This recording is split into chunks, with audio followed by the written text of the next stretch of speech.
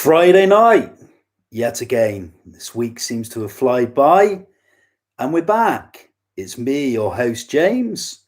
Welcome again to the 12th executive week of the LA Cinema Film Quiz. We're rolling camera, we've got sound. February the 5th, the LA Cinema Film Quiz. We have action. Good evening, everyone. Nice to see you all. Hope you're well. I gotta be honest, it's been one of those weeks. Some highs and quite a lot of lows, to be honest, but I won't go too much into that. We all get them, don't we? The Monday blues to start the week, but back on with a Friday feeling. Thanks for joining us.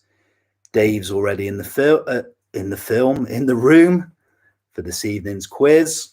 If you've just joined us, please introduce yourselves. Let me know where you're from. If you're from Bristol, which is where we're based, in the village of Long Ashton, or maybe you're not from the UK, let us know, give us a shout out, and we'll be announcing shortly the topics for the 12th edition of the Long Ashton Cinema Film Quiz. So a couple of people have tuned in, introducing themselves. Good evening all. Hope you're well. We've got Suzanne back again. Mr. Baseheart, good to see you again. It's been a few weeks. Back again. Always good to see you. Very much into his films. And Lucy Hawkins back again from Perthshire. Thanks for joining us. Okay, so Christopher Plummer. Yeah, I did see the news this evening. Age 91. We're going to talk a little bit about the career of Christopher Plummer. Very prolific in his later years, which I'll talk about in just a minute. But you ready for tonight's topics? See if any of these whet your appetite. So it's the usual format. We've got 5 rounds and a total of 50 questions with the answers revealed at the end. So here we go. Round number 1, we're going to be looking at a modern day actor. This was a recommendation from Amanda. She's based in the capital in London. She wanted it around on Vigo Mortensen. So the first round is the actor Vigo Mortensen, opening up tonight's quiz. Number 2, Dave asked for specific years in film. So simply name the year in film is round number 2. Round number 3, I'm going to sadly try and sing some songs. Poor you. 1970s film themes for round number 3 tonight. Number 4, we're going to take a genre, and it's going to be the Western genre for round number 4. And finally, the last round, I think this was a recommendation from Richard. It's final movie lines. Okay, so 5 rounds tonight. See how you get on. And the answers will be revealed at the end. Bikey Chick just joined us. I did panic there and stumbled my words. I thought when you said the internet's playing up, I thought you meant mine. I thought, oh, no ghosts in the machine. Fingers crossed. Okay, so the news this evening, sadly, a Hollywood veteran, a great actor, has passed away. Mr. Baseheart did mention him at the beginning. Christopher Plummer's died, aged 91.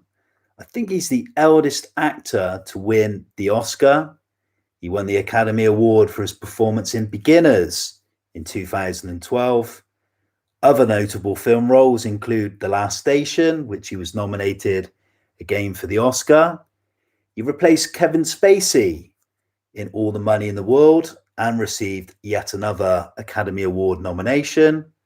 The Sound of Music, of course, the epic musical. Knives Out, which came out a couple of years back, maybe last year. And Waterloo, many films on his CV.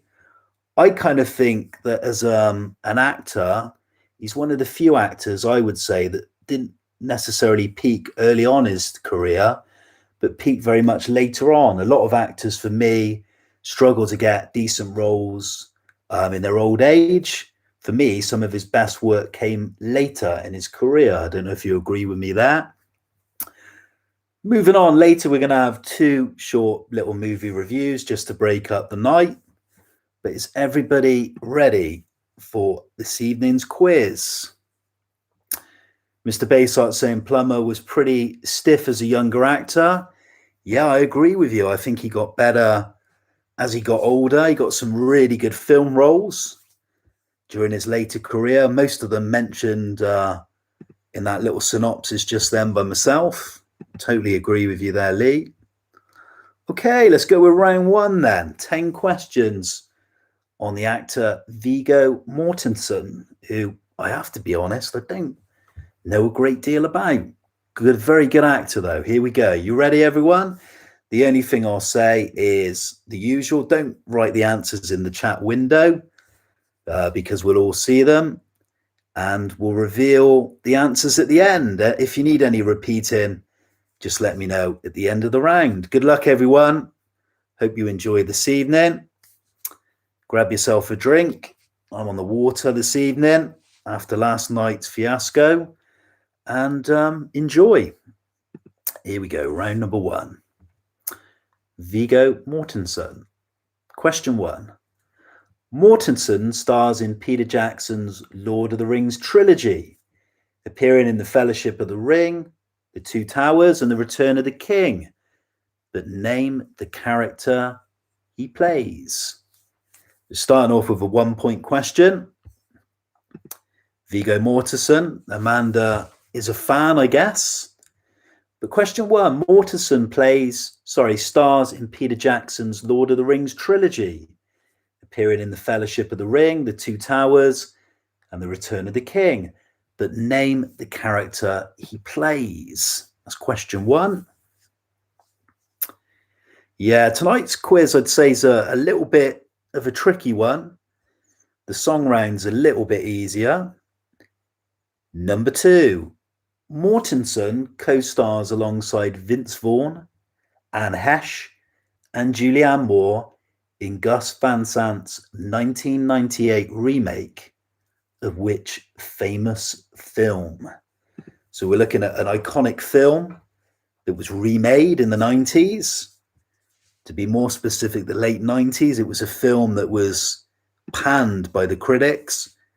And I got a feeling it was made shot for shot, which seems an odd thing to do. But question 2 again, Mortensen co-stars alongside Vince Vaughn, Anne Heche, and Julianne Moore in a Gus Van Sant remake of which famous film in 1998?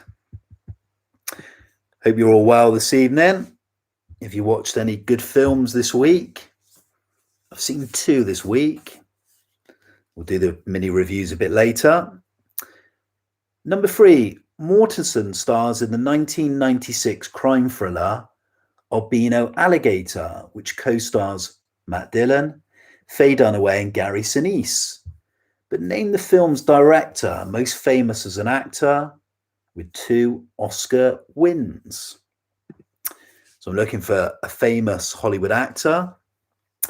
Various awards he's won, and he directed the 1996 crime thriller Albino Alligator. It stars Matt Dillon, Faye Dunaway, and Gary Sinise. But can you tell me the name of the director, more famous as an actor, with 2 Oscar wins? Name of the film next for question 4. Here we go. Mortensen plays Tom Stall, a local hero after an act of heroics, which sets off repercussions that shake his family, in which 2005 David Cronenberg film? I did a review of this one a couple of weeks back.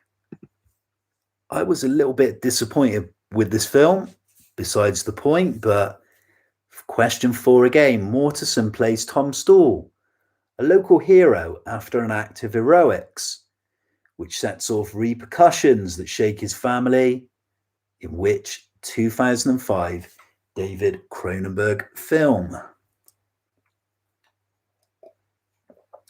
Halfway through the round, number 5 next. Mortensen plays Tony Lip, a working-class Italian-American bouncer. He becomes the driver of an African American pianist in 2018's Green Book. But name his co-star, who plays musician Dr. Donald Shirley, and he won the Best Supporting Actor Oscar. Stumbling my words tonight. I've not even had a drink either. Apart from water, maybe there's a drop of vodka in there. So number 5, Mortensen plays Tony Lip, a working class Italian American bouncer. He becomes the driver of an African American pianist in 2018's Green Book. But name his co-star, who plays musician Dr. Donald Shirley, who won the Best Supporting Actor Oscar. I think the actor in question has won 2 Oscars now, both in the supporting actor role, the category. Number 6, round 1 tonight. Mortensen received an Oscar nomination for his lead performance as a Russian mafia leader in which 2007 crime drama directed by David Cronenberg. So another question related to Cronenberg, who's worked with Vigo Mortensen on a couple of occasions. I know Mortensen's a big fan of Cronenberg's work.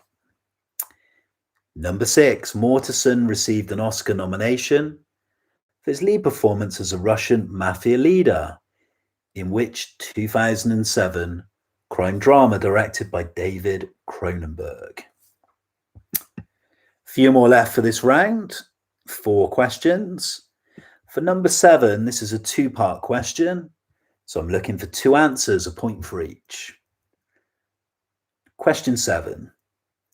Mortensen plays conman Chester in the thriller The 2 Faces of January, but name the American actress who plays his wife and the actor who plays the stranger they both encounter. So I'm looking for the actress's name and the actor who star in a film that Mortensen's in. It's about a conman, Chester, and it's a thriller. It's called The 2 Faces of January. But tell me the name of the American actress who plays his wife and the actor who plays the stranger they encounter. It's a film I've not seen. Don't know an awful lot about Vigo Mortensen, but as I said earlier, when I've seen him in films, I've always been impressed. He's a good all-round talent, very versatile. Number 8 now. Mortensen stars in the 2009 film The Road, which is set in a post-apocalyptic world where an ailing father defends his son as they slowly travel to the sea. The film is based on a book by which US author? So this is one I wouldn't know. I'd say one of the hardest questions in this evening's quiz. I'm looking for the author of The Road. It's a 2009 film adaptation with Mortensen as the lead, and it's set in a post-apocalyptic world where a father defends his son as they slowly travel to the sea. So I'm looking for the American novelist, the name. Okay, so we're still connected to literature with round number 1. So number 9, Mortensen makes cameo appearances in the 2012 film version of On the Road. The novel was published in 1957 by which author? So this is an iconic book, probably the most well-known book by the author in question. But here's number 9 again. Vigo Mortensen makes cameo appearances in the 2012 film version of On the Road, but the novel was published in 1957, but I'm looking for the name of the writer. And number 10, a little bit simpler, this one. I'm looking for the title of a Vigo Mortensen film. Here we go. It's a comedy. Mortensen was Oscar nominated for his role as a devoted father raising 6 kids with a righteous physical and intellectual education and forced to leave his paradise to enter a world challenging his idea of what it means to be a parent. But name this 2016 comedy drama. I believe this was a film that kind of got mixed reviews when it came out, but I'm looking for a film that Vigo Mortensen stars in. He was nominated for the Oscar. He plays a father raising 6 kids with a rigorous physical and intellectual education and forced to leave his paradise to enter a world challenging his own ideas of what it means to be a parent. But name this comedy drama. Came out in 2016. So round one's all done and dusted for tonight. It was 10 questions on the actor Vigo Mortensen, and this was a recommendation last week from Amanda Harris. So Amanda, how did you fare with this round? You asked for it. How did you think you got on? How did everyone get on with their Vigo Mortensen? For me, this is a tricky round. I wouldn't know many of these. A couple I probably would. I think the author ones are tricky. But how did everyone get on? Mr. Baseheart thinks he got them all. It would be a good way of starting this 12th edition of the quiz with the full house. Mr. Harlequin saying that Amanda is over half. She doesn't think she did well, which probably means she got one wrong. Yeah, we'll find out a bit later. Anyone needing any repeating before we move on to tonight's round number 2? And I'll give you a recap in just a minute of what the round is. Tricky first round. Dave saying, crikey, 3 for me. That was a terrible round. And Shirley saying, not very well. Next week, I think we're going to do the actor, the icon, Robert Redford, which was a recommendation. Might be a little bit easier. Robert Redford films. It's a trickier quiz, I'd say, tonight. Some tricky questions. But this one might whet Dave's appetite. Dave films, living in the village, a Bristol lad. He wanted films from specific years. Okay, so for this round, I'm going to name some things that happen in film in a specific year. The answers are all in the 70s, 80s, and 90s decades, so that narrows it down slightly.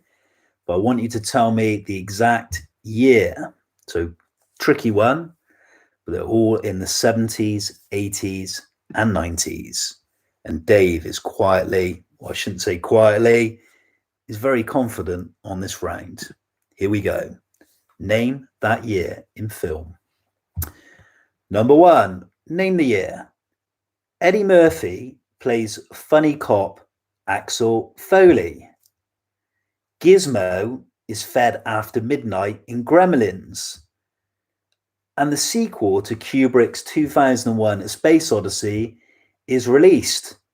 It's 2010, the year we make contact. So for this, I'm looking for the year. As I said, it's 10 questions. The answers are either in the 70s, 80s, or 90s decade. So that narrows it down a little bit for you. So question 1, these events happen in film in this year. Eddie Murphy played the cop Axel Foley. We know the film. Gizmo was accidentally fed after midnight. Well, not accidentally, he was in Gremlins. And they faced the consequences of that ordeal. And the sequel to Stanley Kubrick's 2001 A Space Odyssey is released under the title 2010, the year we make contact. So Arthur C. Clarke's novel adapted for film, a sequel, and it's not a bad sequel in fairness. You ready for number 2? I'm looking for the specific year that these events happened in cinema. Here we go. Marty McFly travels back to the Wild West in the third installment of the Back to the Future trilogy. The Gremlins have a new batch, and Arnold Schwarzenegger plays a tough cop who must pose as a teacher in Kindergarten Cop. So a specific year in film. What year was it?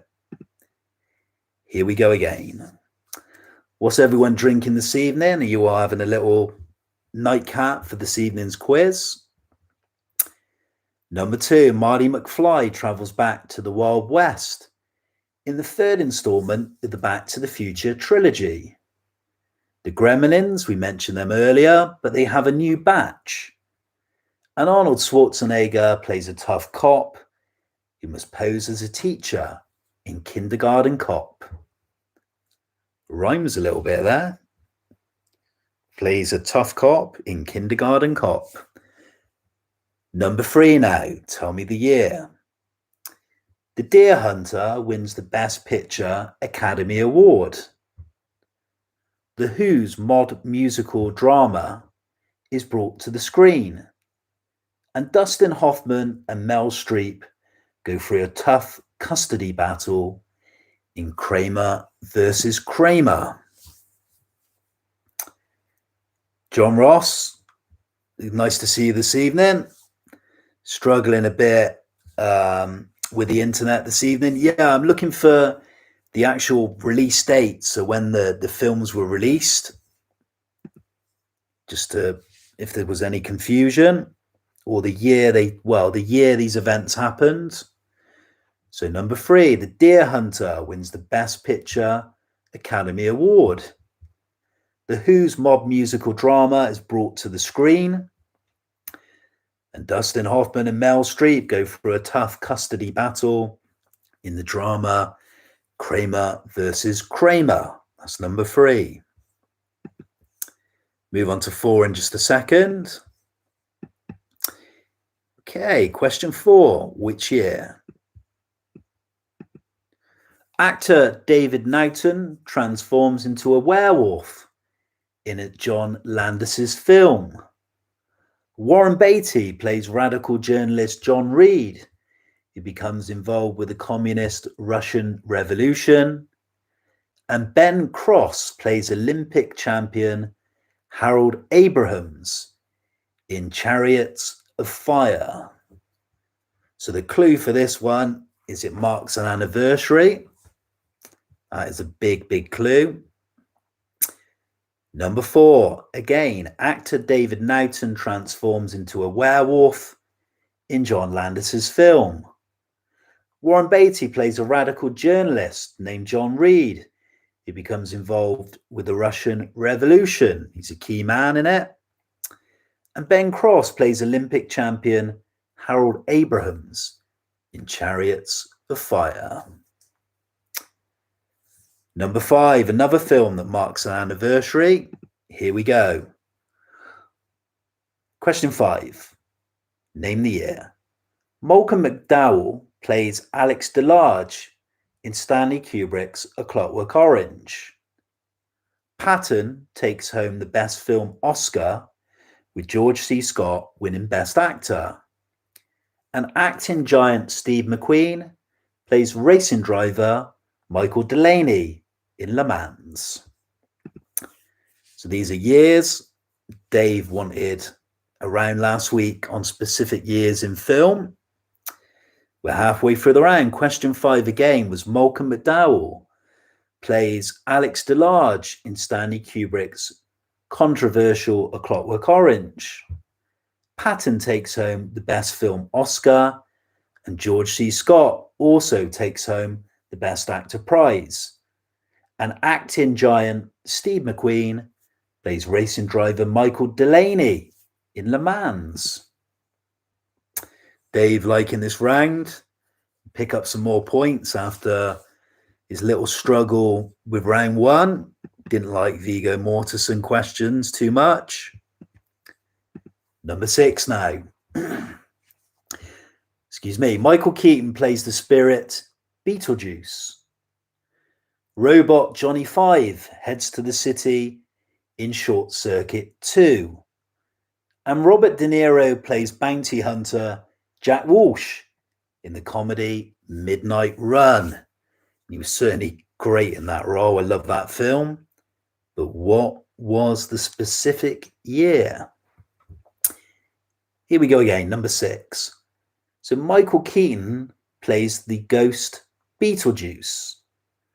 The robot Johnny 5 is alive. He heads to the city for the sequel Short Circuit. Short Circuit 2, less said about that film, probably the better. And Bobby De Niro plays bounty hunter Jack Walsh in the comedy Midnight Run, teaming up with Charles Grodin. But what was the year? All from 70s, 80s, and 90s decades, remember. Number 7, George Clooney wears the bat costume for the only time. Will Smith and Tommy Lee Jones police extraterrestrials in Men in Black. And dinosaurs return for Spielberg's sequel, The Lost World. Don't repeat the Beetlejuice. Oh, yeah, of course. You can't say his name 3 times. I wonder what you meant for a minute. Yeah. Do like a bit of Michael Keaton, though. He's a little bit underrated, I always think. Kind of made a comeback in the last couple of years. With his, obviously, with his Oscar nomination. Spotlight and so on. Number 7 again. George Clooney wears the bat costume for the only time. Will Smith and Tommy Lee Jones team up to fight extraterrestrials in Men in Black.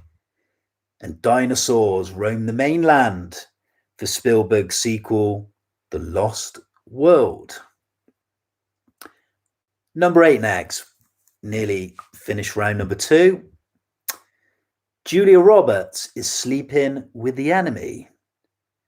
Keanu Reeves plays an undercover FBI agent out to catch a group of surfers robbing banks.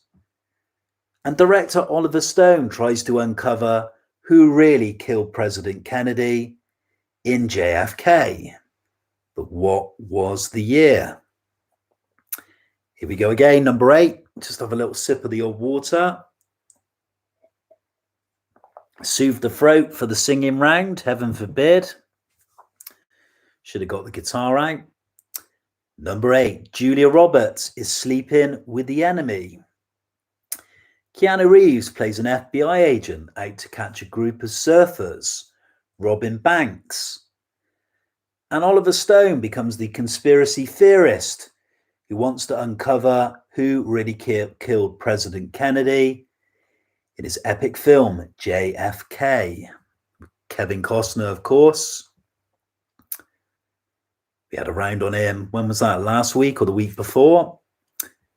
Number 9, comedians Eddie Murphy and Dan Aykroyd are trading places. Steve Martin is a man with 2 brains. And Clint Eastwood is violent cop Harry Callahan in Sudden Impact. So we go with number 9. Last 2 questions of the round for the years. Name that year in film. 9 again. Comedians Eddie Murphy and Dan Aykroyd trade places. Steve Martin is the man with 2 brains. And Clint Eastwood is the violent cop Harry Callahan, back again in Sudden Impact. Number 10, the final one, just for you, Dave. Hope you've got on with this round okay. See your predicted score in a minute. Number 10, Daniel LaRusso, who I was always told I looked like when I was a young kid. Looked nothing like him. Whoever said that was talking nonsense. Daniel LaRusso becomes the Karate Kid with help from mentor Mr. Miyagi. The Ghostbusters have arrived, and Tom Hanks falls in love with a mermaid played by Daryl Hannah in Splash. So there's your free film connections. I just need to know the year. Last one, number 10, Daniel LaRusso becomes the Karate Kid with help from his mentor, the great Mr. Miyagi. The Ghostbusters have arrived, and Tom Hanks falls in love with a mermaid played by Daryl Hannah in the romantic comedy Splash. Dave, so confident, he didn't even let me finish the question. 10 out of 10. Very confident. If he gets that score, it'd be a good pick up from the disappointment of the opening round. How did everyone else fare on their years?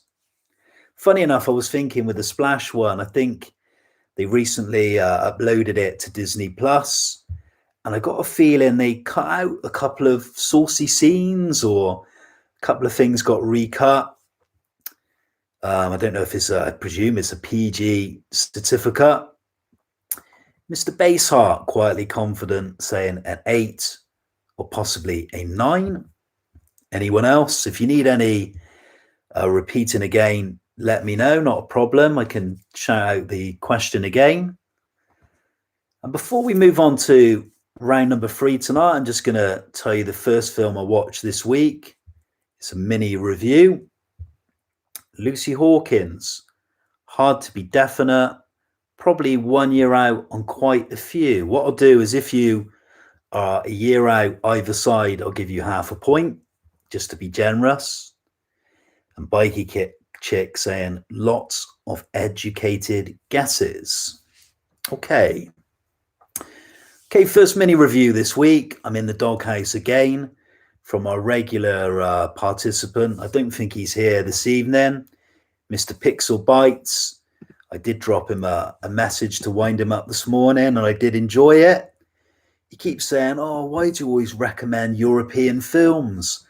But I fancied a bit of an Italian this week, a bit spaghetti bolognese, a bit of a Valpolicella wine, and another dose of Federico Fellini, the second film I watched.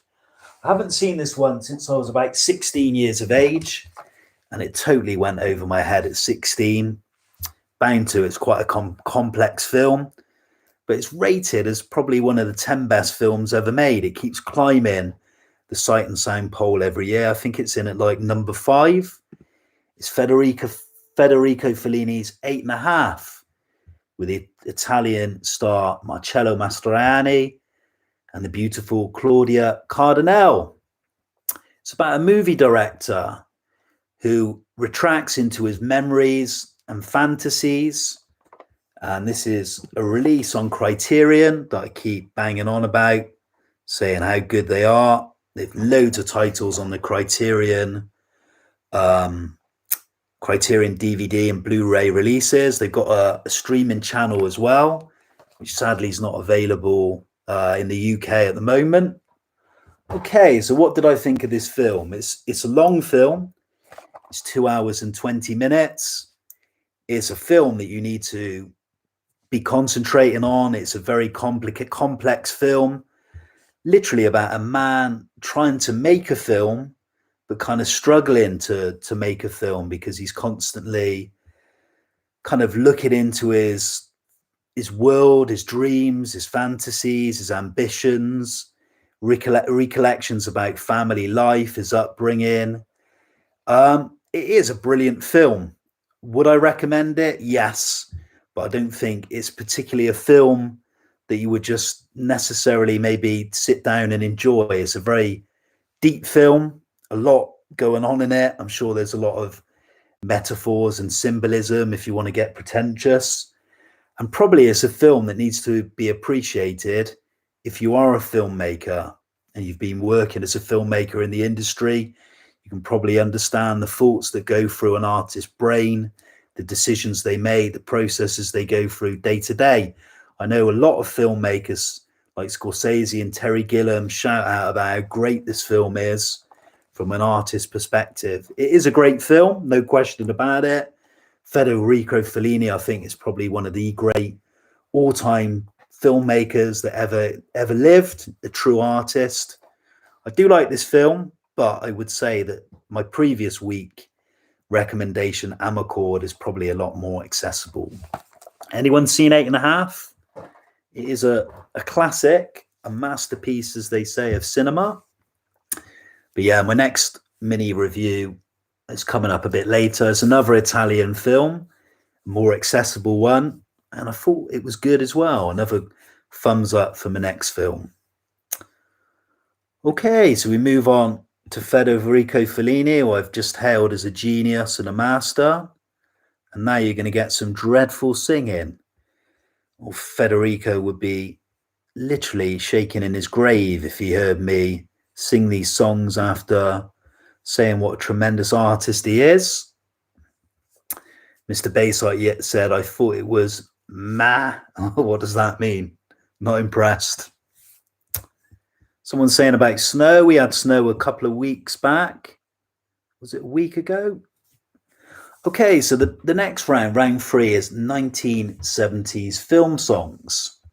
I'm going to sing you a short snippet from a film, a song. I want you to tell me the name of the song, the name of the performer, the artist, and the film it features in. So you've got 3 points on offer. I'm just looking for the title of the song, the artist. It could be a band, it could be a performer, solo artist, and the name of the film. So I'm going to sing the lines, or try to, and they're not easy ones to sing, just like last week. Here we go. Sip of water. Number 1. These ones are quite easy. When you were young and your heart was an open book, you used to say. That is number 1. Then we get the hook line. Sang a lot better in real life. Number 1 again. Here are the lines. When you were young and your heart was an open book, you used to say. Looking for the title, the artist, and the film it's featured in from the 1970s. Number 2, dead easy. Well, you can tell by the way I use my walk, I'm a woman's man, no time to talk. Music loud and women warm, I've been kicked around since I was born. Quite quick, that. So number 2, go with it again. Should do it in their voices. Well, you can tell by the way I use my walk, I'm a woman's man, no time to talk. Music loud and women warm, I've been kicked around since I was born. And then the hook line. So I'm looking for the name of the song, the artist, and the film, all from the 1970s, remember. For number 3, we've got a bonus point. Again, I'm looking for the name of the song, the performer, the film, and for the bonus point, so the 4th question, name the artist who wrote the song. So I'm looking for the songwriter or songsmith. Okay, I wish I had my guitar for this. This is a tune, and I've seen them play this one live. Here we go. Ever since I was a young boy, I played the silver ball. From Soho down to Brighton, I must have played them all. But I ain't seen nothing like him in any amusement hall. That deaf, dumb, and blind kid sure plays a mean pinball. Then the hook line. So I'm looking for the song title, the artist that performs it in the film. So not the record, the film, and for the bonus point, who wrote that great rock anthem. Saw the band perform it live. I've seen them perform it live a few times. Bit of name dropping. I've even met the person who sang it on the original record, and he was a right miserable bugger, but that's a separate story. Here we go.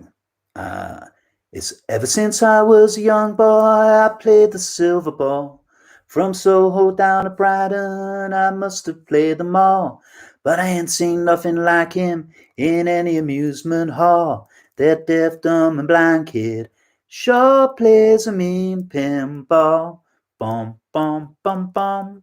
Here you go. Number 3, that was. Number 4, same again. I'm looking for the name of the song, the title, the artist that performs it, and the movie. Here we go. Through early morning fog I see visions of things to be, the pains that are withheld from me.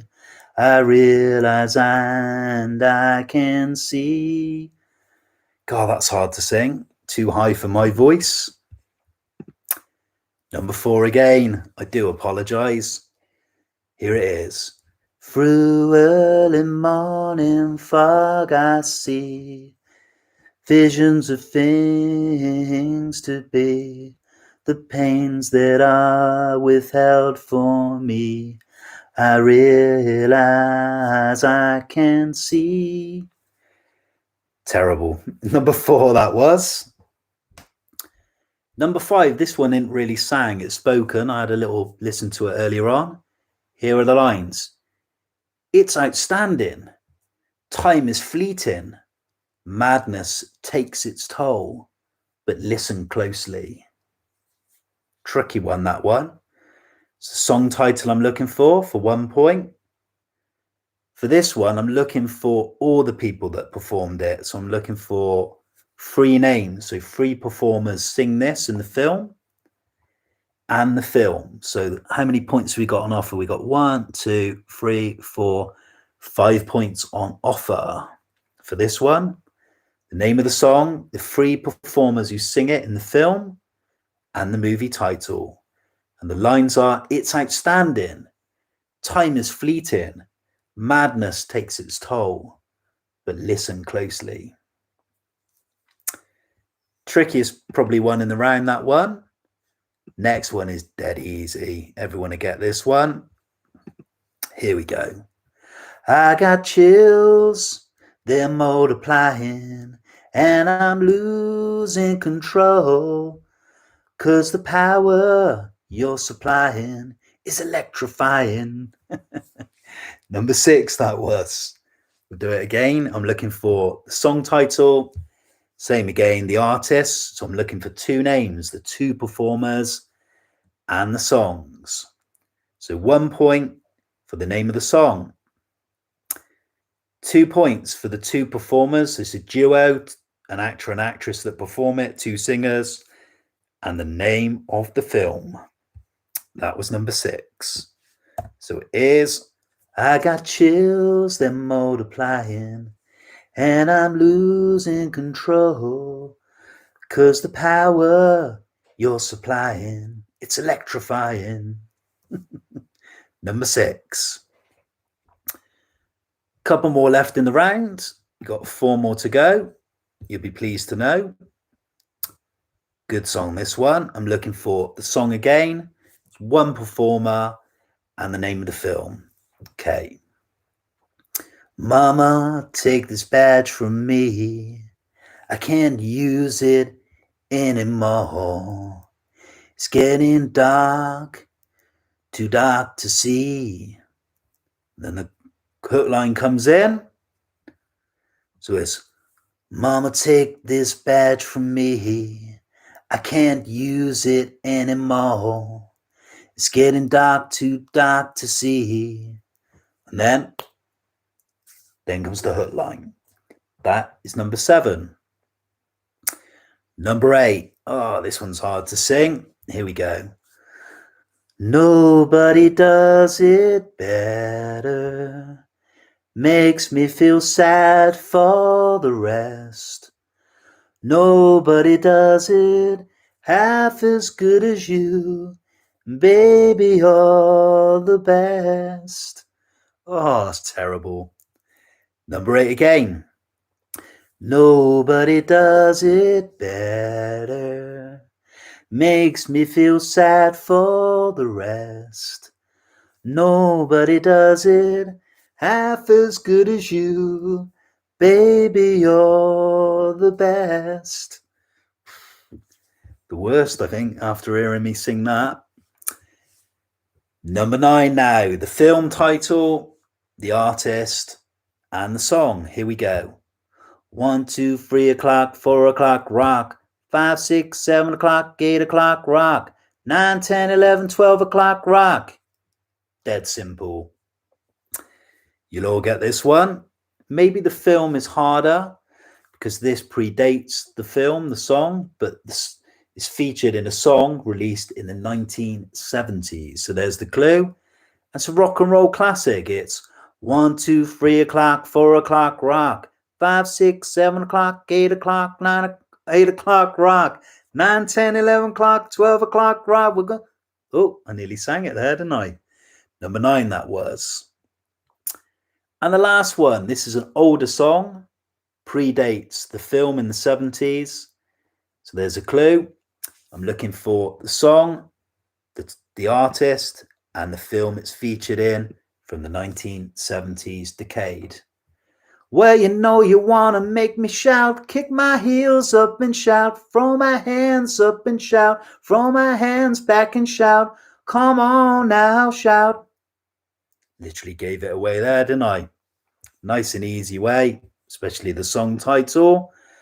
Here we go, a bit of soul. Well, you know you want to make me shout, kick my heels up and shout, throw my hands up and shout, throw my hands back and shout, come on now, shout. There it is, thankfully. That is the 10 songs from the 70s. How did we all fare for that? Sorry about my dulcet tones.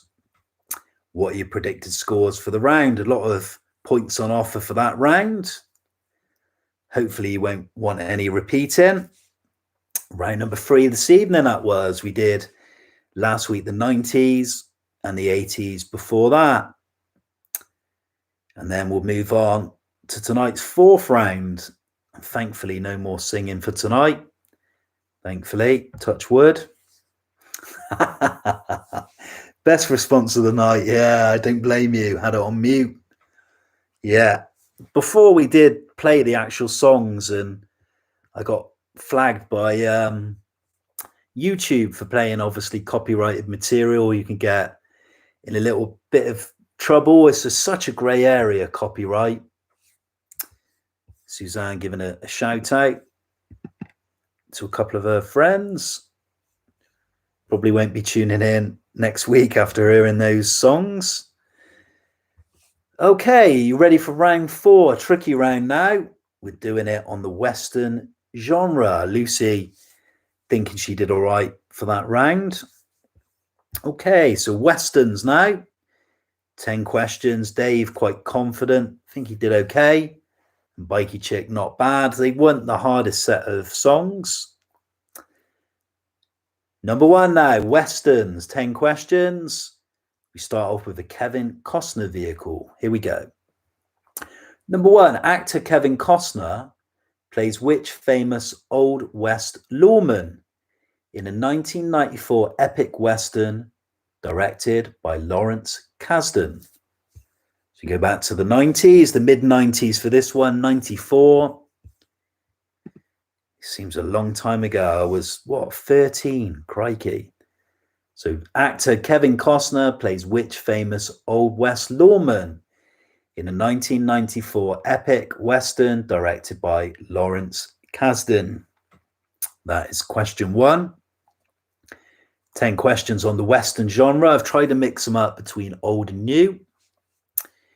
Such a popular genre back in the day. Question 2 now. Here we go. An old Western now. Name the Hollywood icon who plays cowboy Vin Tanner in the 1960 Western, The Magnificent Seven. Great film. We know there's 7 actors playing the good guys, but which actor, a Hollywood icon, a superstar, plays Vin Tanner in the 1960 Western, The Magnificent Seven? So I'm looking for the original film, not the remake that came out a couple of years back, which I didn't see. I've heard it's okay. Number 3, a modern day Western now from 2018. Here we go. Actors John C. Reilly and Joaquin Phoenix play infamous assassins and brothers in which acclaimed a Western from 2018. Saw this one at the cinema. I've seen it twice, this one. I thought it was a good little film. It stars actors John C. Reilly and Joaquin Phoenix. They play a duo, infamous assassins and brothers, in which Western from 2018. For number 4, it's a 2-part question. We got 2 points on offer, a point obviously for each. Classic Western now, 1956. Number 4, name the Hollywood icon, synonymous with the Western genre, who plays hero Ethan Edwards in the classic 1956 Western, The Searchers. But for the bonus point, the extra point, name its classic Hollywood director. I know Mr. Baysart will be getting these 2 right. But name the Hollywood icon connected with the Western, who plays hero Ethan Edwards in the classic 1956 Western, The Searchers. But for the extra point, name its classic Hollywood director. Who's the director at the helm for The Searchers, 1956 film? Another classic Western for number 5, but we go back a few years, 4 years to 1952. Here we go. Gary Cooper plays a town marshal who must face a gang of deadly killers alone in which classic 1952 black and white Western? I think this is quite an unusual film because I think the film's entirely set in real time. I might be wrong there, but I'm sure it is set in real time. It's Gary Cooper plays a town marshal who must face a gang of deadly killers alone in a classic 1952 black and white Western. But for 1 point, name that Western. Number 7, a key name associated with the Western genre. I think you'll find this one a lot easier. But name the star and director who made the 1985 Western Pale Rider. It's about a mysterious preacher who protects a humble, prospective village from a greedy mining company trying to encroach on their land.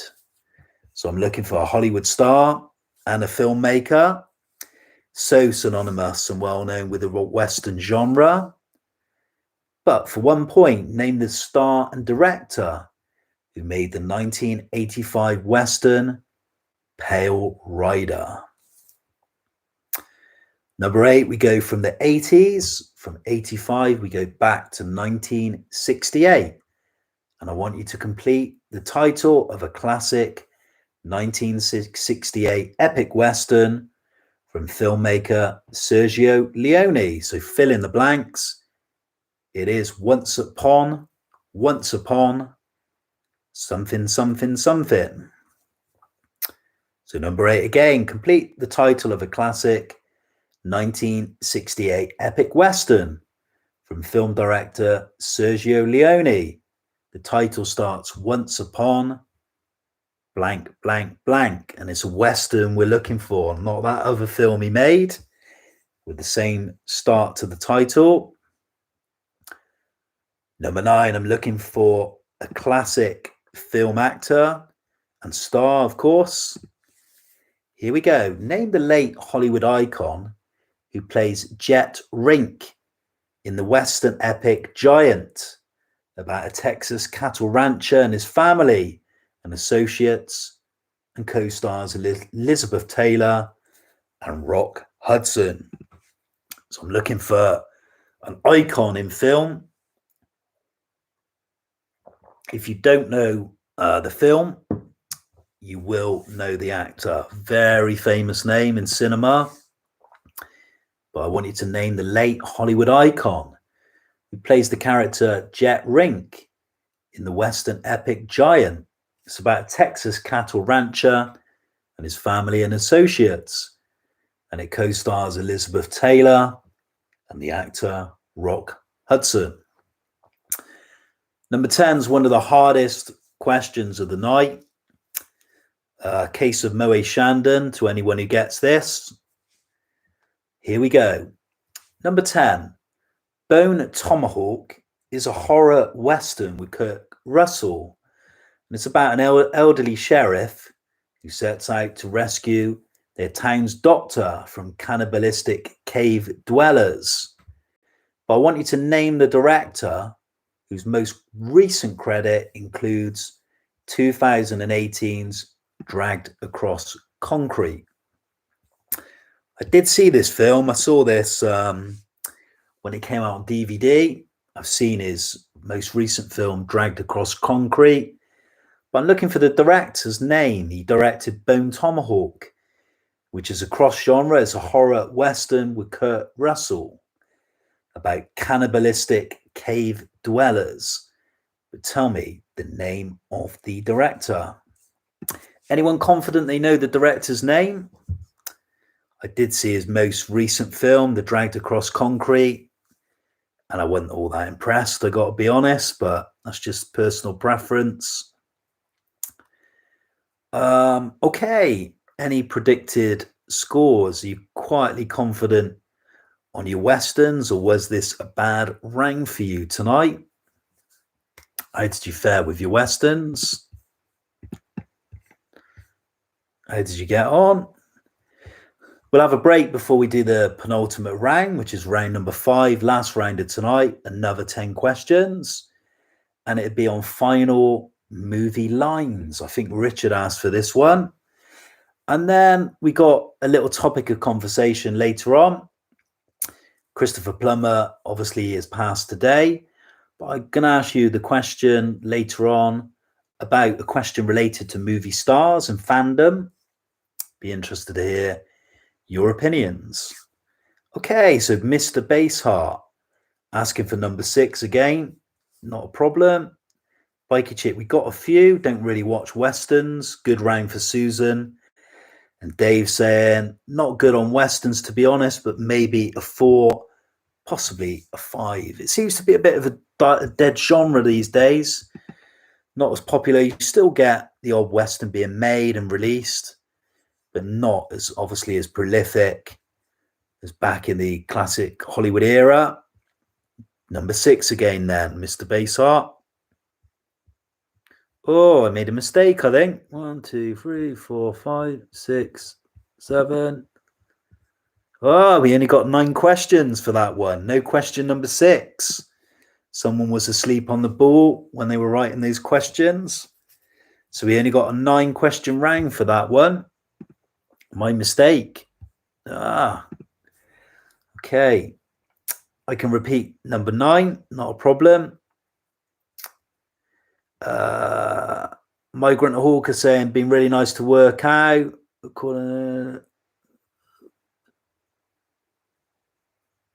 Sorry, Biker Chick saying an 8. Okay, I'll do question. Yeah, I'm struggling here now. Made it right. So number 9 was named the late Hollywood icon who plays Jet Rink in the Western epic Giant, about a Texas cattle rancher and his family and associates. And it co-stars Elizabeth Taylor and Rock Hudson. That was 9, but it's not 9 because I messed up the questions, didn't I? Slap on the wrist. Not good. Okay, so we'll move on to the next mini film review. This week, I watched 2 Italian films. I will watch some English-speaking ones next week, I promise. We'll have maybe a Hollywood film back next week. But I love these Criterion films, and I'm constantly hearing about films I've never heard of. And this one I thought looked really intriguing. It's called Investigation of a Citizen Above Suspicion. It's a film from, I believe, 1970. Really good film, this one. What's it about? It's about a chief of detectives, a homicide section. He kills his mistress and deliberately leaves clues to prove his own responsibility for the crime. So, yeah, it's another Criterion release. This one came in the post. couple of days ago. And this is a really good, accessible Italian film. It's really, really good. It's very clever. It's basically about a very respected police detective who is fixated by his mistress, and he's kind of fixated by kind of sexual fantasy, and he kind of photographs her in famous kind of crime murder scenes, and then he eventually kills her. He has a promotion at work. Someone else takes over his job. He is the killer, and he kind of gives them clues that he's the one that carried out the murder.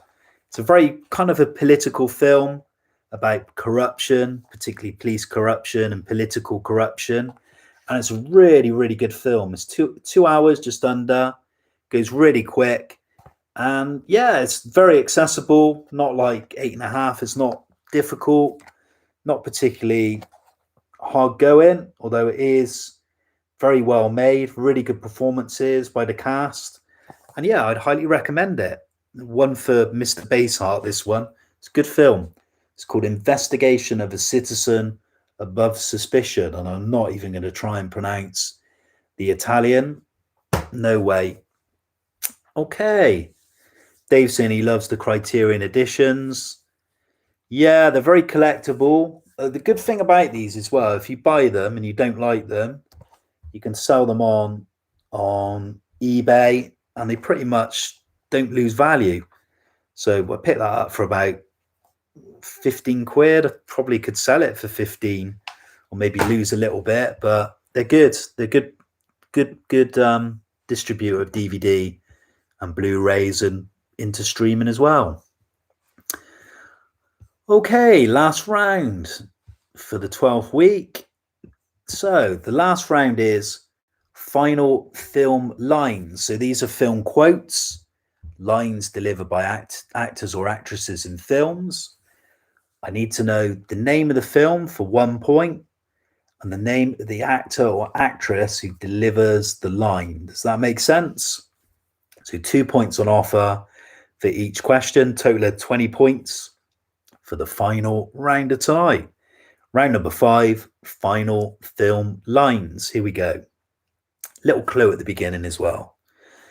Number 1, I'm looking for an acclaimed film from 1999 from a highly rated American director. And here's the line. You met me at a very strange time in my life. So you got the clue there. I'm looking for an acclaimed film released in 1999. Second clue, from a highly rated American director. Here is the line again. You met me at a very strange time in my life. So I'm looking for the name of the film it features in, that line, and the actor or actress who delivers it. Number 2, here's the clue. A 2002 mystery thriller. Second clue, again from an acclaimed Hollywood director. And the line is simply, let me sleep. Tricky one, this one. Let me sleep is the line. The clue, a 2002 mystery thriller. The second clue, from an acclaimed Hollywood film director. Number 3, you'll all get this one. Such a famous line. It's constantly quoted on websites as one of the kind of key final film lines. Here we go. No clue for this one. Roads, where we're going, we don't need roads. The line again. Roads, where we're going, we don't need roads. I'm looking for the movie title and the actor or actress that says that line. Couple more ending up. We're about halfway through this round. Can't believe 12 weeks we've been doing this. The second lockdown LA Cinema Quiz. It's just flown by. I don't know how many of these I've done now. It's quite a lot. Number 4. The clue is a pioneering science fiction movie released in 1999. So I have one film from 99. This is the second. Here we go. Where we go from there is a choice. I leave to you. So the line again. Where we go from there is a choice. I leave to you. And the clue is a pioneering science fiction movie released in 1999. Okay, we go from 1999, we go back 4 years to 1995. The clue is a 1995 crime mystery film. Here is the line. Ernest Hemingway once wrote, "The world is a fine place and worth fighting for." I agree with the second part. Okay, so a great writer indeed. Brilliant US author, Ernest Hemingway. But apparently he once wrote, "The world is a fine place and worth fighting for." I agree with the second part. That's the line. And the clue, it's a 1995 release and it's a crime mystery film. Number 6 now, a 2010 animation is your clue. And the line, nice and short, so long, partner. So long, partner is the line. And it's a 2010 animation. Number 7, one of my favorite lines to the end of a film. It's kind of an irony in this one. The clue is a cult 1970s classic. So clue again, a cult 1970s classic. And the line is, I was cured all right. So the line, I was cured all right. And the clue, a cult film from the 1970s decade. So again, looking for the film that line is delivered in, we hear it in, and the actor or actress that says that line. Okay, number 8. A 1997 acclaimed crime movie based on a James Ellroy novel. Here is the line. Some men get the world, others get ex-hookers, and a trip to Arizona. So this was a film which really got great critical acclaim. It was Oscar nominated and so on. But it was released in 97, and it is based as an adaptation of a James Ellroy novel. The line is, some men get the world, others get ex-hookers, and a trip to Arizona.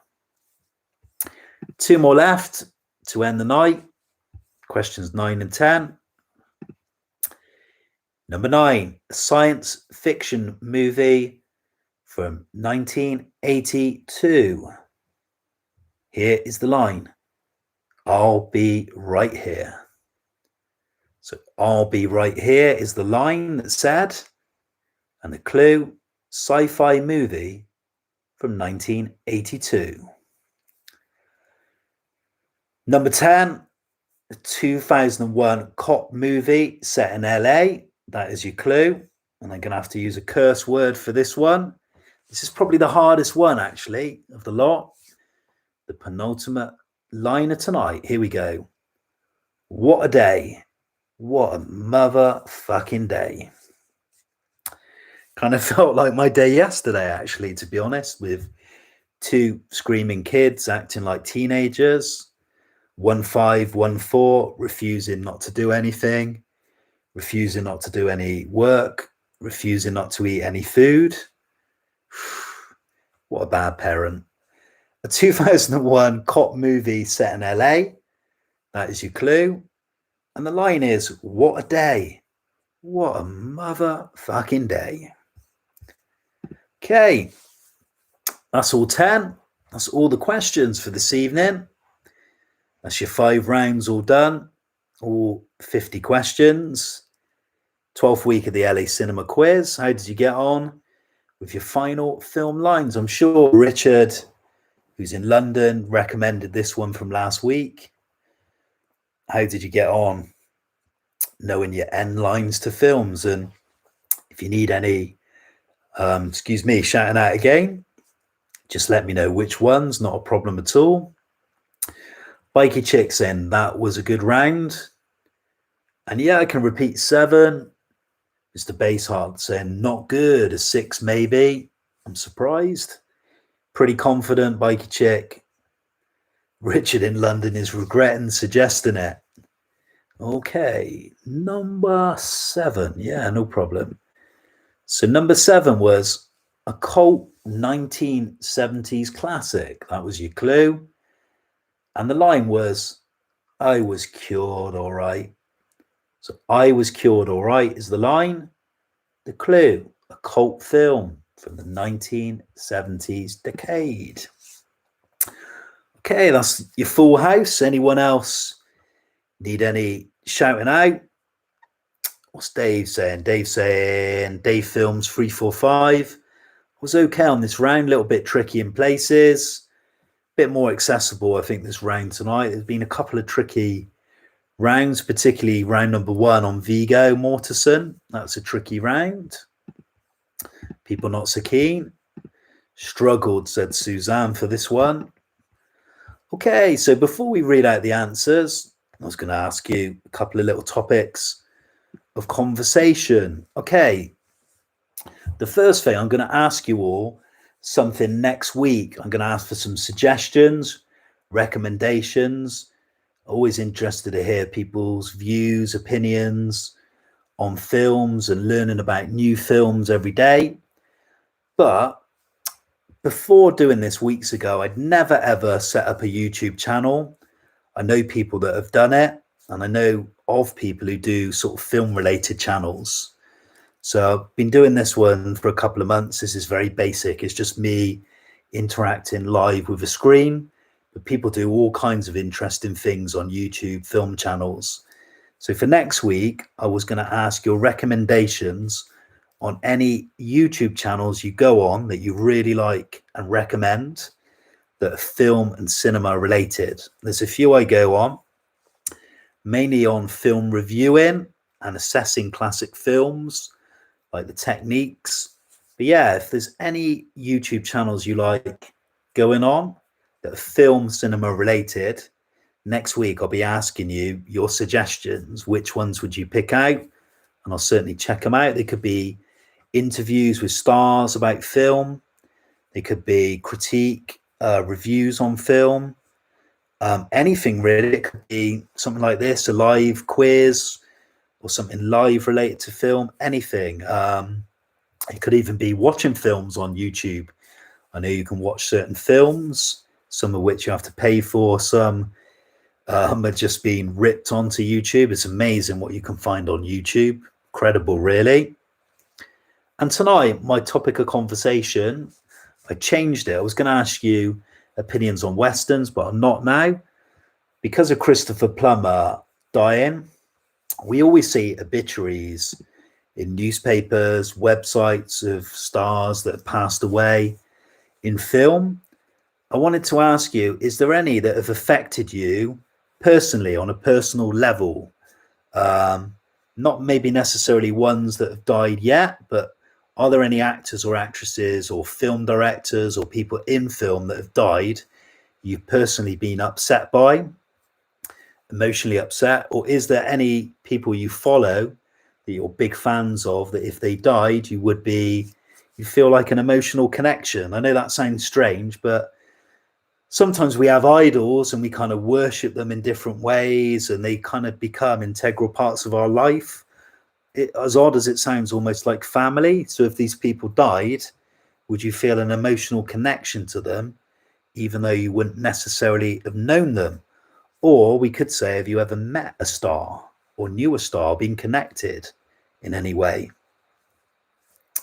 Yeah, we'll check out the YouTube stuff next week. Films at home, brilliant film reviews. Yeah, I'd be interested. But if any stars that have passed away or film related directors, have they affected you emotionally? As silly as it sounds, have you been emotional? Have you cried about it? There's one I would say, if I found out he passed away tomorrow, I would be upset. It sounds silly, but I wrote a song about it last week. I've been writing a lot of songs, and I wrote a silly song about a star. I'll tell you the story quickly. It's a bit stupid, but my son at the moment is doing home education, and I'm finding it a nightmare. He doesn't really engage with home education. And sadly, when I was at senior school, I wasn't a natural academic. I went to university, but I went to art school because I love film. So for me, that was not easy, but it was second nature. And throughout school, I just absolutely struggled. I didn't engage really with it. I tried my hardest. I was always respectful to the teachers, but it wasn't for me. But the person I would say that got me through school, and this sounds ridiculous and a little bit laughable, was Robert De Niro. I saw the films when I was at school. I shouldn't have been watching a lot of these films, and it really struck a chord with me, like his acting. So I did drama for my GCSE, and all I would do was in improvisation and in plays was try and copy Robert De Niro. I would come on doing all these expressions, all these hand movements. And in my final year at school, I got in trouble. I got caught by my year head jumping off a van outside of school, and he gave me an automation. He said, "Look, parents' evenings next week. I'm going to tell your parents that you jumped off this van. But if you come around the school, behave yourself, show the parents around, I won't mention it." So I shook his hand and I said, "That's a deal." I ended up getting him for my final year technology GCSE, this tutor.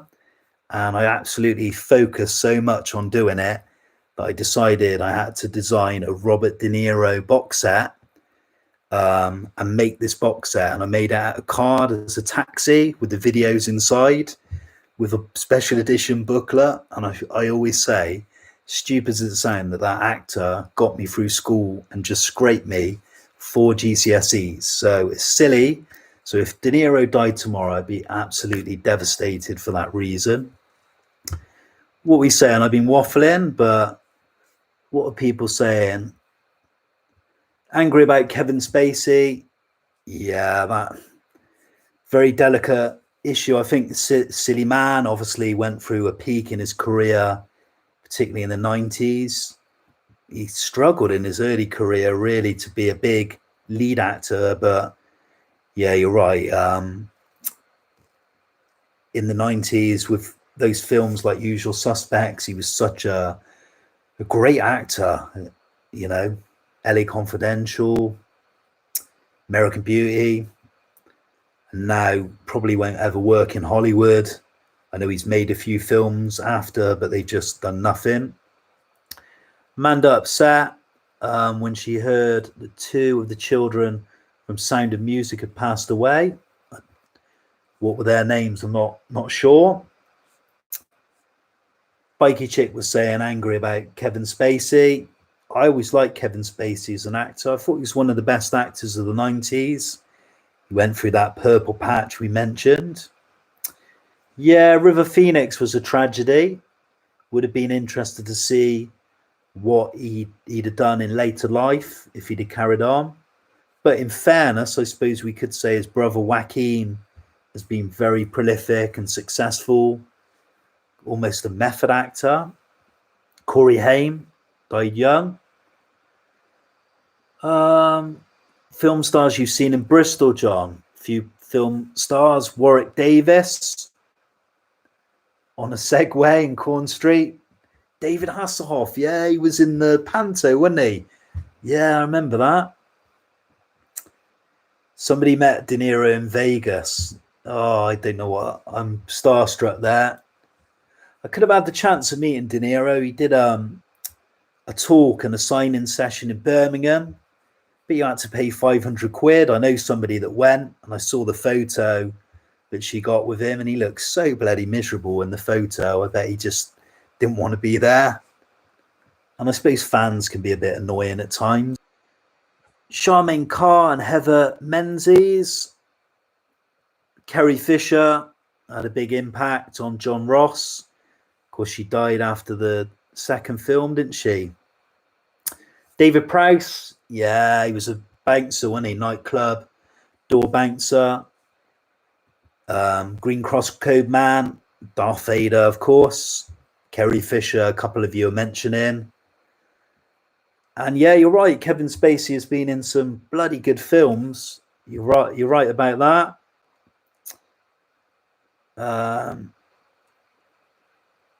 A De Niro round we did do once before, but I could bring back a De Niro round. Another one who kind of had a bit of an impact when he died was Muhammad Ali. I don't know why. I got quite a bit emotional when he died, to be honest. I think because he was such a prolific sporting icon, you know. Richard Dreyfuss. The only actor I've met is Charlton Heston, and the less said about him, the better. Bikey Chick says Sean Connery, yeah, died a couple of weeks back. Okay, so I look forward to your YouTube recommendation film channels next week as a topic of conversation. Alec Guinness and James Stewart, yeah, two icons. Yeah, they were fantastic talents. Yeah, David Bowie, I agree with you. He was prolific, great music icon. He was a good actor, in fairness, as well. John Carpenter, Dave Mann. Am I allowed to say the venue name?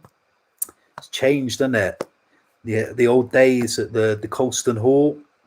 I think it's called the Beacon Centre or something now. Richard Dreyfuss. Yeah, good actor, Richard Dreyfuss. Alan Rickman. Yeah, he had a sad death. He died of cancer, didn't he? Alan Rickman, British talent. Okay, you ready for the answers for tonight?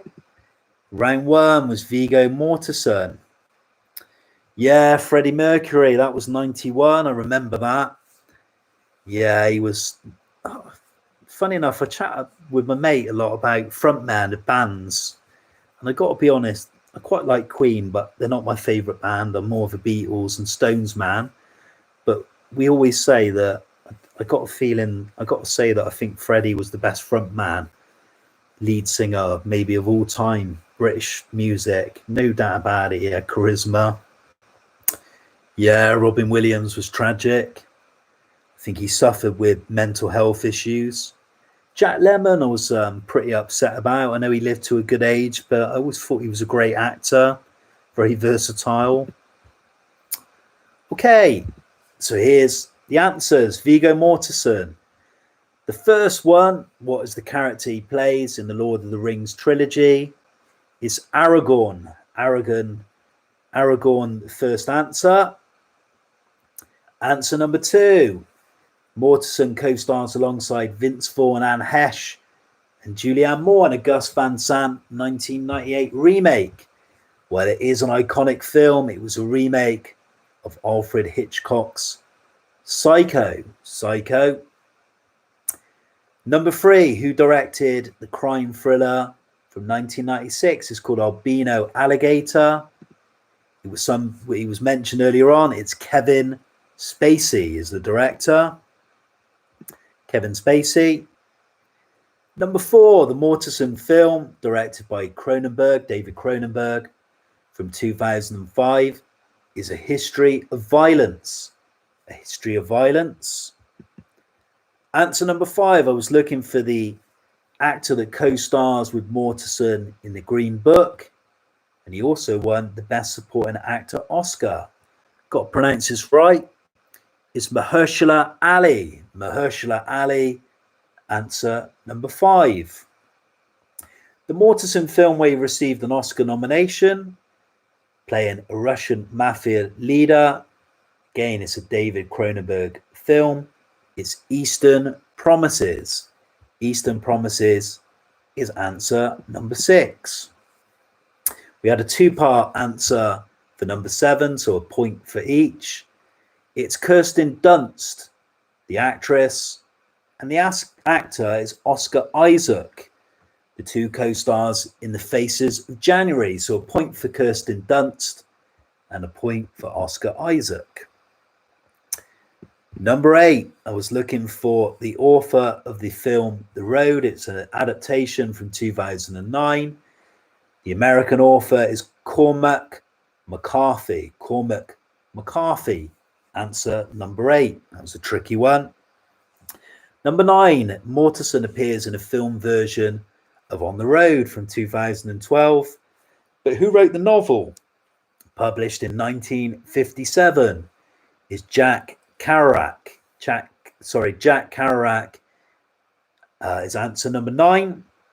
And answer 10, the film I described, where he was nominated again, a comedy film from 2016, is Captain Fantastic, is the last answer. So Captain Fantastic. A lot of you thought this was a tricky round. What are your scores for round number 1? What are the scores on the board? A couple of you from the previous conversation are mentioning Robin Williams a lot. Yeah, it's a sad loss. Yeah, we can do a Robin Williams round. Why not? No problem. Yeah, we can certainly add that into the mix. Bikey Chick, a good score for round 1. Started off well with an 8. Mr. Harlequin did well, really well. One more with a 9. So some good scores for the first 2. Lucy Hawkins not bad with a 6. Suzanne with a 4 for round 1. It was Vigo Mortensen. How did Amanda get on? Davy Films 345 saying a 3 with a very unhappy face, but I'm sure you'll pick up more points later on. Mr. Baseheart did well with an 11. Oh, sorry, you did say a 9. Got 2 of them, Rich. Yeah. Okay, so number 2 is name the year in film. So I was asking for a specific year that these events occurred or things in film, and the clue was they're all in the 70s, 80s and 90s decade. So Eddie Murphy as Axel Foley, Gizmo Gremlins link reference, and 2010 were released. It was 1984. 1984 was the first one. If you got 1983, 1985, I'll give you half a point. 1 either way. If you got 1984, a 4 point. The next year was 1990. 1990, Back to the Future 3 came out. The Gremlins 2, the new batch. And we saw Arnold Schwarzenegger as a teacher. Well, tough cop posing as a teacher in Kindergarten Cop. It was 1990. Number 3, it was 1979 that The Deer Hunter won the Best Picture Oscar. It did come out in 78, but it won in 79. The Who did the musical drama Quadrophenia, and Dustin Hoffman and Meryl Streep were at Loggerheads in Kramer versus Kramer. The year was 1979. I said an anniversary was the clue for number 4. It's the year I was born, 40 years ago, 1981. That was the year we saw David Naughton transform into a werewolf, an American Werewolf in London. Warren Beatty directed the film Reds, and Ben Cross played Olympic champion Harold Abrahams in Chariots of Fire. It was 1981. If you go back 10 years, you would have got the answer to number 5. It was 1971. We saw Malcolm McDowell play Alex DeLarge in A Clockwork Orange. Patton took home the Best Film Oscar. And Steve McQueen played a racing car driver in Le Mans, 1971. Move forward into the 80s. It was 1988. Answer 6. Michael Keaton played Beetlejuice in the Tim Burton film. Johnny Five was back for Short Circuit 2. Less said about that, the better. And Robert De Niro excellently played a bounty hunter in Midnight Run, 1988. Answer 7 was 1997. 97. George Clooney played Batman for the one and only time. Will Smith and Tommy Lee Jones teamed up in Men in Black. And we saw the return of dinosaurs for Steven Spielberg's Jurassic Park, The Lost World. It was 1997. Number 8 was 1991. Julia Roberts was Sleeping with the Enemy. Keanu Reeves was playing an undercover FBI agent.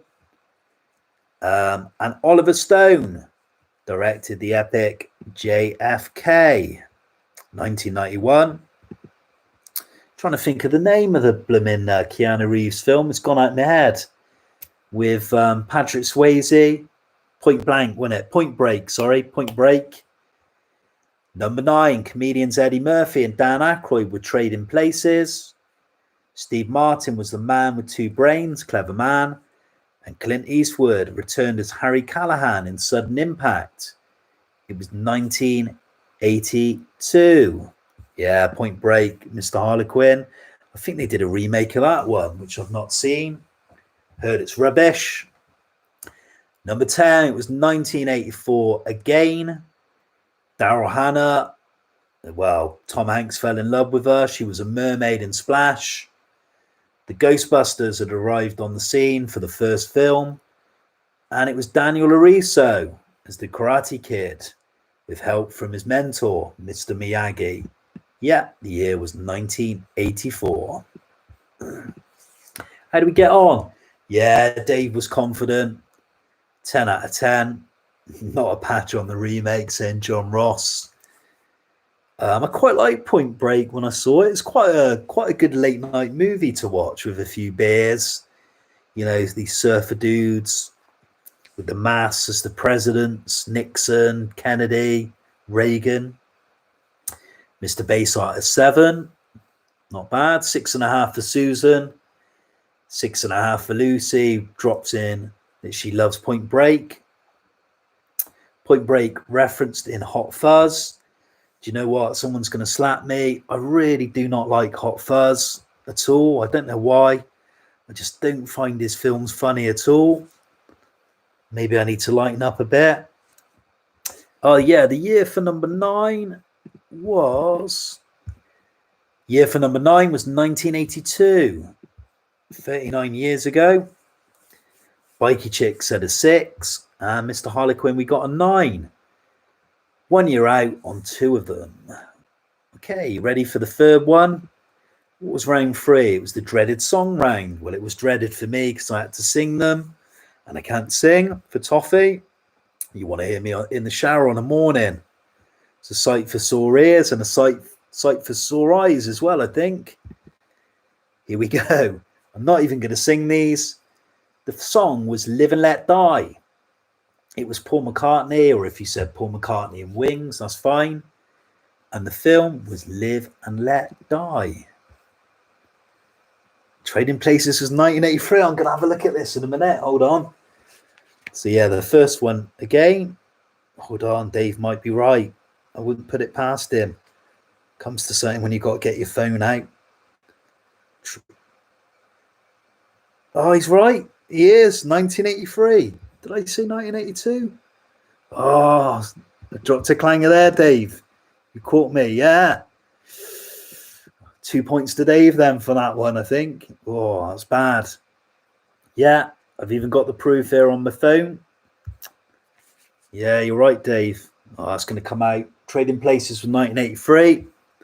Sleep at the Wheel again. Okay, so answer 1 for round 3 again is Live and Let Die, Paul McCartney.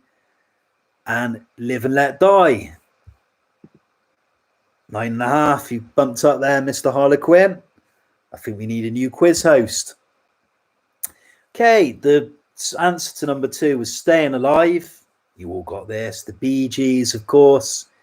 He walked off that famous Clive Anderson show when he called them Litossers or something. And it's Saturday Night Fever, obviously, with John Travolta with his golden medallion. Staying Alive, the Bee Gees, and Saturday Night Fever. Okay, answer number 3. It was Pinball Wizard is the track. Yes, The Who perform it originally, but it's Elton John that performs it in the film. And it's Tommy, the Ken Russell film. There was a bonus point for this one. Name the artist who wrote the song. It's Pete Townsend. Pete Townsend of The Who, of course. Love Pete Townsend, prolific songwriter, great talent. Okay, number 4. The song was Suicide is Painless. Tricky one. The artist is Johnny Mandel, and it's the theme from MASH. There was a film and the popular series. Number 5. The track was The Time Warp, and it was Richard O'Brien, Patricia Quinn, and Little Nell Campbell. Nell Campbell, and it's Rocky Horror Picture Show. So it was The Time Warp, 1 point. Richard O'Brien from The Crystal Maze, a 2nd point. Patricia Quinn and Nell Campbell, Little Nell Campbell. And the movie, of course, The Rocky Horror Picture Show. I used to love Richard O'Brien in The Crystal Maze. He used to always wind them up and get that harmonica and play when they were struggling in the rooms. 6 was dead easy. It's You're the One That I Want. Point for John Travolta. A point for Olivia Newton-John. And it's Grease. So You're the One That I Want. John Travolta and Olivia Newton-John on the vocals. And it's Grease, of course, the film. Number 7 was Knocking on Heaven's Door. It's Bob Dylan. Prolific songwriter, of course. And it was a Western, Pat Garrett and Billy the Kid. So Knocking on Heaven's Door, 1 point. Bob Dylan and Pat Garrett and Billy the Kid. What's this Mr. Harlequin saying? Did you see they're having a go at the BBC for showing Grease because of the line, did she put up a fight? I didn't see that. No, I didn't know that. Number 8. Nobody Does It Better is the song. Carly Simon is the artist. And it's from the Bond film, The Spy Who Loved Me. So Nobody Does It Better. Carly Simon, The Spy Who Loved Me. Number 9, the track was We're Gonna Rock Around the Clock or Rock Around the Clock. It's Bill Haley and the Comets. The film was trickier because it's obviously a 1950s rock and roll song. I think it's 1956 or 55. And it's American Graffiti is the film. American Graffiti by George Lucas. And number 10, Shout is the song by the Isley Brothers. It's an old song, but it features in a 1970s film, and it's Animal House, the film. How did everyone get on? There were your answers. Thank heavens I didn't have to sing the song. And thank you to Dave for trading places. What a mishap.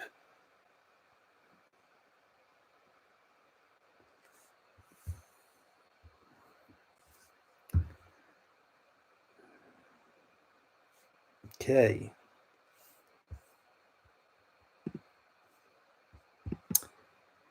We'll go on to the answers in a minute for round number 4, the Westerns round. 21 for Susan. Chilcott, the first to announce a score. Not bad at all. 21. There were some kind of nice and easy ones I thought there. How did everyone else fare with your 1970s songs? 28 Biker Chick, 29 Lucy Hawkins. Some good scores on the board. Okay, we'll move on to the next round. 20 for Dave. I think it was Westerns, wasn't it? Yeah, the Western genre. 10 questions on Westerns. Answer number 1, Kevin Costner plays Wyatt Earp in the 1994 epic Western, which is directed by Lawrence Kasdan. It's Wyatt Earp. 29, Mr. Harlequin. And she even let me answer some of them this time, the easy ones at least. Yeah, at least you didn't get the questions wrong. Who did that? Steve McQueen is the actor who plays Vintana in the 1960, the famous version of Magnificent Seven. Number 3, it's The Sisters Brothers with John C. Reilly and Joaquin Phoenix from 2018. The Sisters Brothers. Number 4, it's 2 points, a point for each. It's John Wayne, the Hollywood icon, so well known for westerns. John Wayne, and the director, The Searchers, is the great John Ford. So John Wayne and John Ford. High Noon is the Gary Cooper western from 1952. So High Noon, answer number 5. Didn't have a question 6, did I? Jumped straight to 7. It was Clint Eastwood that is the lead star and director of the 1985 western Pale Rider. So Clint Eastwood. Number 8, I gave you the start of a title of a 1968 classic epic western. I told you the director was Sergio Leone. It was Once Upon a Time. It's Once Upon a Time in the West is the answer for number 8. Number 9, it was the late James Dean that stars in the western epic Giant, playing Jet Rink. So a point for James Dean. And the last one was a hard one. The director who directed Bone Tomahawk is S. Craig Zahler, or Craig Zahler's fine. Zahler spelled Zahler. There's your 10 questions. How did you do for that round? It was westerns for round number 4 tonight. The western vehicle, the western genre. That was a recommendation, I think, from Richard from last week. Suzanne Chilcott did well, and 8 is a good score. Not bad at all for westerns. How did everyone else fare for your film westerns? 7, Bikey Chick. Yeah, I agree with you, Dave. Yeah, great film, Unforgiven. Won the Best Film Oscar. Gene Hackman took the Best Supporting Actor Oscar home. Superb performances. Morgan Freeman was in it as well. 9 for Mr. Harlequin, good. With Amanda as well. Lucy Hawkins, 7. Dave, not bad. He got a 5. Wasn't so confident on this one. And the penultimate round was final film lines. There was 2 answers for each. The name of the film it's set in and the person that delivers the line, or the actor or the actress. The first line was, "You met me at a very strange time in my life." It's Fight Club, and it's said by Edward Norton. So Fight Club, Edward Norton is answer 1.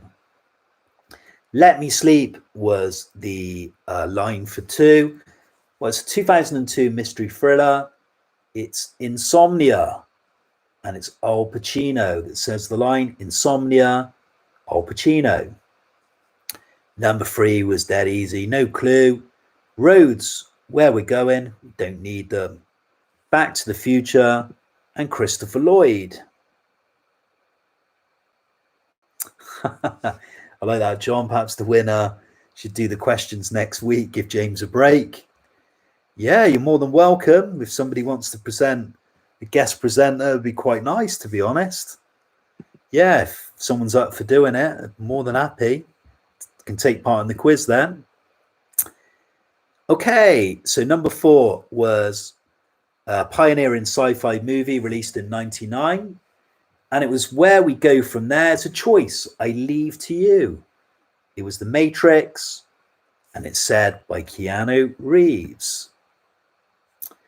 Number 5, the line was, Ernest Hemingway once wrote, "The world is a fine place worth fighting for." Agree with the second part. I agree with the second part. It's 7 from 1995, and it is said by Morgan Freeman. So 7, 1 point. Morgan Freeman, your second point. Number 6, So Long Partner.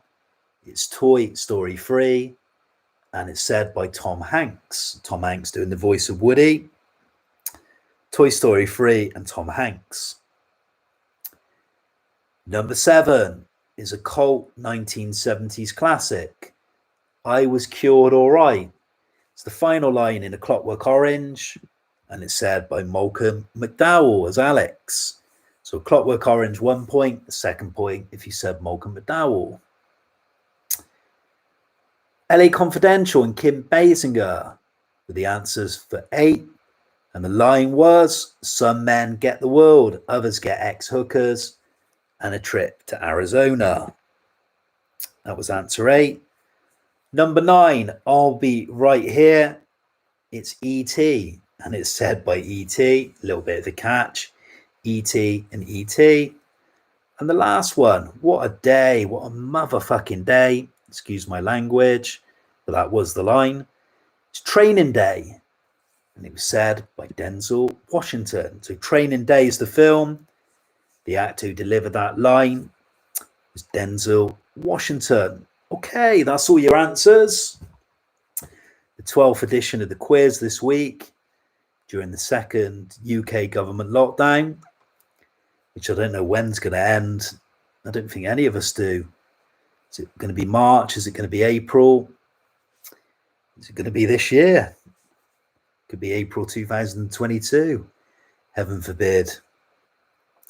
So how did everyone do? If you total your scores up from round to round, from round 1 to 5, what are our final scores tonight? I think they're going to be quite close at the top. Suzanne got a 5 for this round. A 14, Mr. Harlequin.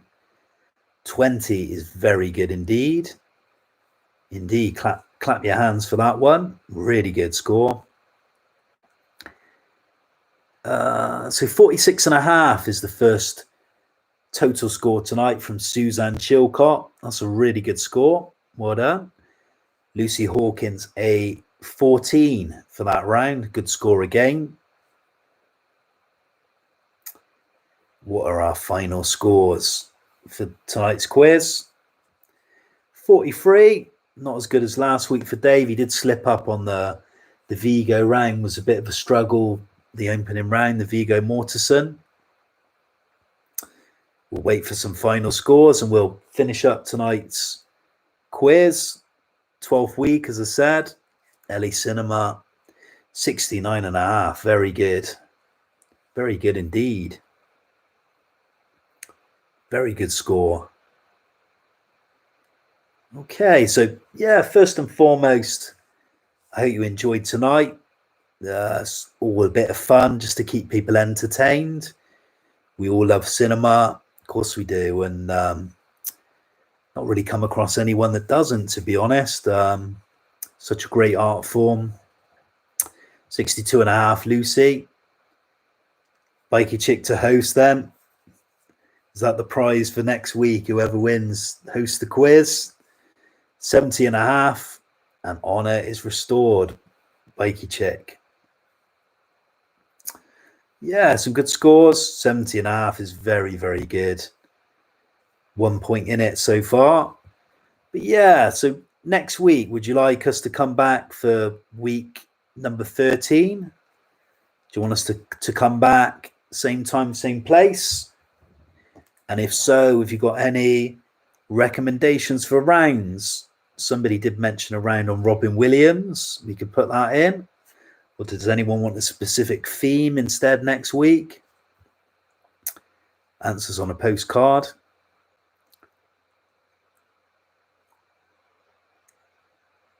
I do say we could have a different host. Be nice to maybe have a different host sometime.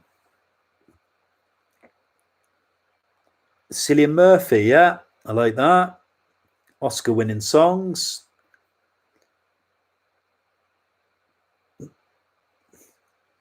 And Matt, do you know what? Something I'm not sure you can do a co-host in a different location. I'm not sure if you can set up 2 cameras on. I'll have to look into that. You don't want more singing. Tarantino we've done before, but we could bring that back. Anyway, we'll finish up tonight. Hope you've enjoyed it. I've enjoyed it. It's been good fun as usual. Apart from the singing. But yeah, we'll finish up this week. We move on to the weekend. We'll see you next week. Well done to you all. Thanks for taking part. Thanks for subscribing to the channel. And we'll see you next week. Over and out. It's the LA Cinema Film Quiz. Good night. And I'll see you next week. Same time, same place, 8:30. The LA Cinema Film Quiz on YouTube. Take care and good night.